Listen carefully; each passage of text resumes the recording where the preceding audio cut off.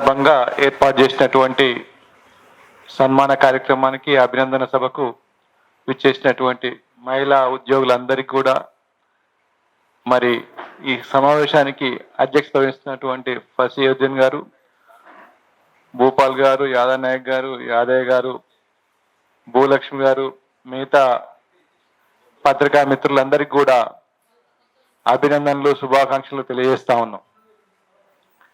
ఏమి ఇప్పటిదాకా చర్చ చేసినటువంటి సమస్యలు చాలా సుదీర్ఘంగా చేశారు. అది అసలు మహిళా దినోత్సవం అంటే ఈ రకంగా ఉండాలి. ఎందుకంటే మన సమస్యల మీద చర్చించి పోరాట కార్యక్రమాన్ని ఎన్నుకునేటువంటి దినంగా ఉండాల్సిందే తప్ప సన్మానించుకోవడం మామూలే. అది సన్మానంలో, ఇది పోరాటంలో భాగమై ఉండాలి తప్ప సన్మానం కోసమే దినోత్సవాలు చేసుకోవాల్సినటువంటి సంస్కృతి ఈ రోజు ఉన్నది.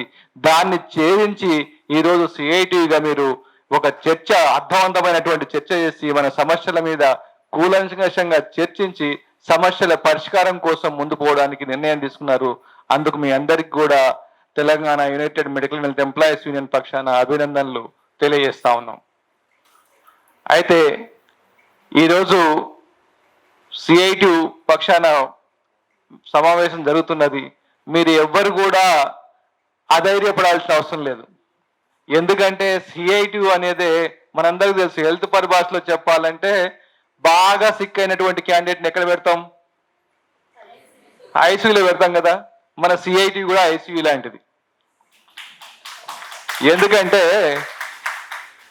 అన్ని ఎక్కడా పరిష్కారం కాని సమస్యలన్నీ తీసుకొచ్చి ఇక్కడ పెడతారు. అందరూ వదిలేస్తారు. గుర్తింపు సంఘాలు, పెద్ద పెద్ద సంఘాలు, పెద్ద సంఘాలు అనుకునేటటువంటి నాయకులందరూ కూడా వదిలేసి పరిష్కారం కాని సమస్యలు తీసుకొచ్చి సిఐటి దగ్గర పెడతారు. ఆ సిఐటి ద్వారానే సమస్యలు పరిష్కారం అయితేనే నమ్మకంతో ఇక్కడికి వస్తారు. కాబట్టి మీ సమస్యలు తప్పకుండా పరిష్కారం అవుతాయి. ఆ ఐసీయూకి వచ్చారు, ఐసీయూ నుంచి తప్పకుండా మీ సమస్య పరిష్కారం చేసుకొని ముందుకు పోతారని చెప్పేసి సందర్భంగా తెలియజేస్తూ, మనకు కావాల్సింది ఒకటే. మరి ఈ సమస్య పరిష్కారం కావాలంటే మనలో కావాల్సింది ఏంటిది? ఐక్యత. మీరు తప్పకుండా ఐక్యత ప్రదర్శించండి. తప్పకుండా మీ సమస్యలు 100% పరిష్కారం అయ్యేటట్టుగా బాధ్యత తీసుకుంటుంది సిఐటి అని ఈ సందర్భంగా తెలియజేస్తా ఉన్నాం. ఇంకొకటి, ఈరోజు చాలా పవిత్రమైన దినం. మనం పవిత్రమైన దినం అంటే చాలా దానికి ఒక చారిత్రకమైనటువంటి గొప్పతనం ఉన్నటువంటి దినం ఈరోజు మన సావిత్రిబాయి పూలే గారి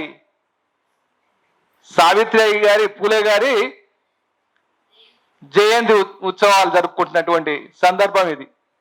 అంటే ఈ సందర్భంలో మహిళలందరూ కూడా ఏకమై ఈ మహిళా దినోత్సవాన్ని జరుపుకోవడం కూడా చాలా గొప్ప విషయం. సావిత్రిబాయి పూలే గారి గురించి మీ అందరికీ తెలుసు. మొట్టమొదటి మనకు మహిళా ఉపాధ్యాయురాలు. ఆ మహిళా ఉపాధ్యాయురాలు ఎప్పుడు కూడా చదువుకోలేదు. భర్త ద్వారా చదువు నేర్చుకొని తనలాంటి ఎంతో మందికి విద్యను బోధించినటువంటి మహానాయకురాలు, మహా ఉపాధ్యాయురాలు. అలాంటి మహానాయకురాలు యొక్క మరి జయంతి రోజు మనం కార్యక్రమం జరుపుకోవడం చాలా మరి గర్వంగా చెప్పుకోవాలి. వాళ్ళని స్ఫూర్తిగా తీసుకొని మనం ఏం చేస్తున్నాం అని చెప్పేసి మనల్ని మనం ప్రశ్నించుకోవాలి. అప్పుడే మన హక్కుల కోసం మనం పోరాటం చేయగలుగుతాం. చూడండి, సిఐటి వాళ్ళు వస్తున్నారు, పరిష్కారం చేస్తారు. పరిష్కారం అయిన తర్వాత మళ్ళీ ఎక్కడ ఉంటారో తెలియదు. మనం అది గుర్తుపెట్టుకోవాలి. ఈ సంఘం, ఇలాంటి సంఘం ద్వారా పరిష్కారం కావాలంటే ఈ సంఘాన్ని పటిష్టం చేయాల్సినటువంటి అవసరం ఉన్నది. మరి సమస్యలు పరిష్కారమైన వాళ్ళందరూ కూడా సంఘాని కోసం ఇతోధికంగా సహకారం అందించాల్సిన అవసరం ఉంది. మనం సభ్యత్వ విషయంలో కానీ, ఫండ్ విషయంలో కానీ అన్ని రకాలుగా సహాయ సహకారాలు అందించినట్లయితే అలాంటి ఐసీయూని మనం ఎంత జాగ్రత్తగా, ఎంత డెవలప్ చేసుకుంటే ఆ ఐసీయూలో ఉన్నటువంటి పేషెంట్లకు చాలా మంచి చికిత్స జరుగుతుంది. మరి మంచి చికిత్స కావాలంటే దాన్ని ఆ డిపార్ట్మెంట్ని బాగా డెవలప్ చేసుకోవాలి. ఆ డిపార్ట్మెంట్ బాగా చేసుకుంటేనే ఎక్కువ మందికి న్యాయం జరుగుతుంది, ఎక్కువ మంది చికిత్స జరుగుతుంది, ఎక్కువ మంది సమస్యలు పరిష్కారం అవుతాయి. కాబట్టి ఆ దిశగా మనం అందరం ఆలోచించాల్సిన అవసరం ఉన్నది. నేను ఎక్కువ సమయం తీసుకోవట్లేదు. ఒక చిన్న విషయం చెప్తున్నాను. ఇలాంటి సావిత్రిబాయి పూలేలే కాదు, ఇంకొక మహిళ ఈ మధ్యనే ఒక ఆర్టికల్ వచ్చింది, బహుశా మీరు చూసే ఉండొచ్చు. బహుశా ఆ ఆర్టికల్ ఏంటంటే తమిళనాడు రాష్ట్రంలో ఒక మహిళ ఎవరి కోసం ఉద్యమం చేసింది అంటే అసలు ఒక వేశ్య వృత్తిలో ఉన్నటువంటి అంటే దాని దేవదాసి వృత్తి ఉంది కదా, దేవదాసి వృత్తిలో పుట్టినటువంటి అంటే దేవదాసికి పుట్టినటువంటి ఒక మహిళ అంటే ఒక ఆదర్శవంతమైనటువంటి ఒక పురుషుడు పెళ్లి చేసుకోవడం వల్ల వచ్చినటువంటి ఒక మహిళ ఆ సమాజంలో ఎంతటి అవమానాలు భరించింది, ఎంతటి కష్టాలు భరించింది, ఎలాంటి బాధలు అనుభవించింది అనే విషయంలో ఆమె అనుభవించి ఆమె బయటకు వచ్చిన తర్వాత ఆమె యొక్క చదువుకున్న తర్వాత బాగా ఎడ్యుకేషన్ అయిపోయిన తర్వాత ఆమె చట్టసభల్లోకి ప్రవేశించేసేసి ఒక చట్టాన్ని చేసింది. ఎక్కువ లాంగ్ ప్రొసీజర్ చెప్పట్లేదు. చట్టసభల్లో ప్రవేశించిన తర్వాత ఆ రోజు దేవదాసి వ్యవస్థకు వ్యతిరేకంగా చట్టసభల్లో ఒక తీర్మానం చేస్తే అక్కడ ఉన్నటువంటి అంటే దేవదాసి వ్యవస్థ అంటే ఏంటి అసలు వాస్తవంగా ఏం లే, ఆ ఊర్లో ఉన్నటువంటి గతంలో జమాన్లో అంటే పూర్వకాలంలో ఒక దళితులకు సంబంధించి కానీ వెనుకబడిన తరగతులకు కానీ ఒక మహిళల్ని పెద్ద మనిషి అయిందంటే తీసుకొచ్చేసి దేవుడికి పెళ్లి చేసేవాళ్ళు. తెలుసు కదా, దేవుడికి పెళ్లి చేసేవారు. అంటే ఆ ఊరి అమ్మాయిని ఆ ఊరి దేవుడికి పెళ్లి చేసిందంటే ఏంటి అర్థం? ఆ ఊర్లో ఉన్న వాళ్ళందరూ కూడా ఉపయోగించుకునేటువంటి పరిస్థితి ఉండే ఆ రోజు.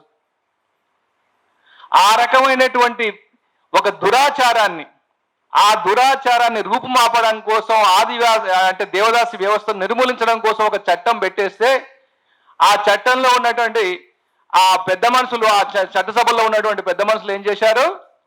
అయ్యా, ఇది అనాదిగా వచ్చినటువంటి సనాతన సాంప్రదాయం, ఈ సనాతన సాంప్రదాయాన్ని మనం ఎట్లా కాదంటాం, ఈ సాంప్రదాయాన్ని కొనసాగించవలసిందే, ఈ సాంప్రదాయాన్ని కొనసాగించకపోతే మనకు దైవాలు అన్ని కూడా మన మీద మరి పగబడతాయి, మనకు ప్రకృతి వైపరీత్యాలు దాపురిస్తాయని చెప్పేసి సభ్యుల్ని హెచ్చరించినటువంటి పరిస్థితి. అలాంటి పరిస్థితుల్లో ఆ రోజు సభ ముగిసిన తర్వాత ఆమె అనవసరంగా చర్చ చేయలేదు. బయటకు వచ్చిన తర్వాత ఇలాంటి మేధావుల్ని దగ్గరికి పోయి సలహాలు సూచనలు తీసుకొని అయ్యా ఇలాంటి పరిస్థితి ఏం చేద్దామని చర్చ చేసిన తర్వాత ఆ సూచన మేరకు తెల్లారి సభలో ప్రవేశించేసి ఓకే, ఈరోజు ఈ సభ ఎందుకు వ్యతిరేకిస్తారో నాకు తెలుసు, ఈ చట్టాన్ని ఎందుకు వ్యతిరేకిస్తారో తెలుసు, ఈ చట్టంలో ఇప్పటి వరకు దళితులు, మహిళలు, మైనార్టీలు లేకపోతే వెనుకబడినటువంటి మహిళలకు సంబంధించినటువంటి దేవదాసి వృత్తి చేయడం వల్ల వాళ్ళకి ఎంతో పుణ్యం వస్తున్నది, వాళ్ళకి ఎంతో అభివృద్ధి చెందుతున్నారు, వాళ్ళకి ఎంత ఒక సంతోష సాంప్రదాయాలు ఏదో వచ్చేస్తున్నాయి, వాళ్ళకు సంపదలు వచ్చేస్తున్నాయి అని చెప్పేసి మీరు అంటున్నారు కదా, సంతోషం. ఇప్పటి వరకు మాకు వచ్చినటువంటి సంతోషం, మాకు వచ్చినటువంటి పుణ్యము, మాకు వచ్చినటువంటి సంపద సరిపోయింది ఇప్పటి వరకు. ఇప్పటి నుండి ఏదైతే ఉన్నత వర్గాలకు సంబంధించినటువంటి అమ్మాయిల్ని ఆ రకంగా దేవుడికి సమర్పించండి, దేవుడికి మరి పెళ్లి చేయండి, ఆ రకంగా చేసినట్లయితే మాకు ఎలాంటి అభ్యంతరం లేదు, ఆ పుణ్యం ఏదో మీరే భరించండి అని చెప్పినటువంటి సందర్భం. ఆ సందర్భంలో ఎవ్వరు కూడా నోరు మెదపకుండా అందరూ కూడా చట్టాన్ని ఆమోదించేటువంటి పరిస్థితి. అంటే ఈ రకంగా ఒక విచక్షణ ఉపయోగించేసి పోరాటాలు చేసేసి ఒక సనాతన అంటే ఈ రోజు సనాతన ధర్మం అంటే ఏదో గొప్పగా మరి అదొక బ్రహ్మ ప్రవాదంలా ప్రచారం చేస్తా ఉన్నారు కొంతమంది. సనాతన ధర్మం అంటే ఇలాంటి మూఢాచారాలు, బాల్య వివాహాలు ఉన్నాయి, ఇలాంటి దేవదాసి వ్యవస్థలు ఉన్నాయి, ఇలాంటి ఎన్నో మూఢనమ్మకాలను మనం ఈరోజు ఎదుర్కొని పోరాటాలు చేసి సాధించేసి ఒక అభ్యుదయ భావాల వైపు, అభ్యుదయం వైపు, ఒక మంచి టెక్నాలజీ సైన్స్ తోటి ముందుకు వెళ్ళిపోతున్నటువంటి క్రమంలో ఈ రోజు సనాతన ధర్మాలని ముందుకు తీసుకొచ్చి మనందరినీ మళ్ళీ పురాతన యుగంలోకి తీసుకొచ్చేటటువంటి మార్గాలు రాజకీయ నిర్ణయాలు జరుగుతున్నాయి. అవన్నీ కూడా మీ దృష్టిలో ఉండాలి, వాటి పట్ల జాగ్రత్తగా ఉండాలి. ఆ రకంగా ఉన్నట్లయితే ఒక మహిళా శక్తిని, మహిళా ఉద్యోగులు ఒక అంటే ఒక శాస్త్రీయమైనటువంటి అవగాహన కల్పించుకొని ముందుకు పోయినట్లయితే ఈ సమాజం మంచిగా అభివృద్ధి చెందుతుందని చెప్పేసి సందర్భంగా గుర్తు చేస్తూ మరి ఇలాంటి ఒక శుభదినం నాడు సావిత్రిబాయి పూలే రోజు జన్మదినం రోజు ఇలాంటి కార్యక్రమం జరుపుకోవడం నిజంగా అలాంటి ఒక మంచి ఒక వీర వనితల్ని, ఒక ఏదైతే ఈ సమాజంలో అందరి కోసం ఈ సమాజ అభివృద్ధి కోసం పాటుపడినటువంటి మహిళల యొక్క చరిత్రను కూడా మనం అప్పుడప్పుడు చదివినట్లయితే వాళ్ళ యొక్క స్ఫూర్తిని మనం తీసుకున్నట్లయితే ఎంతో కొంత మనం స్ఫూర్తి పొంది ఆ రకంగా ముందుకు పోవడానికి ఉపయోగపడుతుందని చెప్పేసి తెలియజేస్తూ ఈ అవకాశం ఇచ్చిన మీ అందరికి కూడా మరొకసారి ధన్యవాదాలు తెలుపుతూ సెలవు తీసుకుంటాను.